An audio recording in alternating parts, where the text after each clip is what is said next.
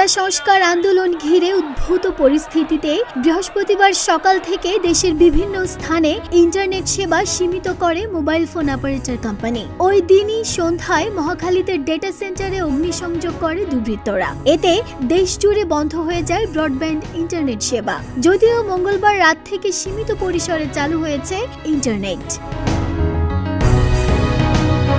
তবে গেল 5 দিন সারা দেশে ইন্টারনেট বন্ধ থাকায় সব ধরনের ডিজিটাল সেবায় ধস নেমেছে। মোটা অঙ্কের আর্থিক লোকসান গুনতে হচ্ছে বিভিন্ন অ্যাপস ভিত্তিক ওটিটি প্রতিষ্ঠান যেমন চরকি, বঙ্গ, জাজ মাল্টিমিডিয়া, ভার্সেটাইল মিডিয়া সহ সিনেমার হল মালিকদের। কয়েকদিন আগেই দেশের সবচেয়ে জনপ্রিয় ওটিটি চ্যানেল ভার্সেটাইল মিডিয়া ও চরকিতে মুক্তি পেয়েছিল সুপারস্টার শাকিব খানের রাজকুমার ও দুষ্টু কোকিল গানটি। আর গানগুলো মুক্তির পর থেকেই নেট দুনিয়ায় ব্যাপক সাড়া ফেলে। চরকিতে শাকিব খানের লাগে উড়াধুরা গানটির ভিউজ হয় প্রায় 80 মিলিয়ন। অপরদিকে ভার্সেটাইল মিডিয়ায় মুক্তি পাওয়া রাজকুমার গানটির দর্শক ভিউ হয় প্রায় 28 মিলিয়ন, যা বাংলা সিনেমা ইন্ডাস্ট্রির জন্য এক বিশাল অর্জন। সংশ্লিষ্টরা বলছেন, তবে গেল কয়েকদিন ইন্টারনেট সেবা ব্যাহত হয় এসব অ্যাপস ভিত্তিক প্রতিষ্ঠানের আয় কমে গেছে।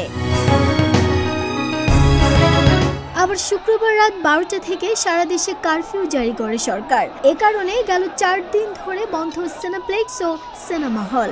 এ অবস্থায় আর্থিক লোকসানে হল মালিকরা। শুধু তাই নয়, কোটা সংস্কার আন্দোলনের কারণে একের পর এক সিনেমা মুক্তিও পেছানো হয়েছে। এদিকে 19 জুলাই জিম্মি ও ডাইরেক্ট অ্যাকশন নামে দুটি সিনেমা মুক্তির কথা ছিল, তবে শেষ মুহূর্তে দুটি ছবির মুক্তি পেছানো হয়েছে। মন্তাজুর রহমান আকবর পরিচালিত জিম্মি সিনেমায় খল অভিনেতা ছিলেন ডিপজল ও নায়িকা ছিলেন শিরিন শিলা। ডেস্ক রিপোর্ট, প্রতিদিনের বাংলাদেশ।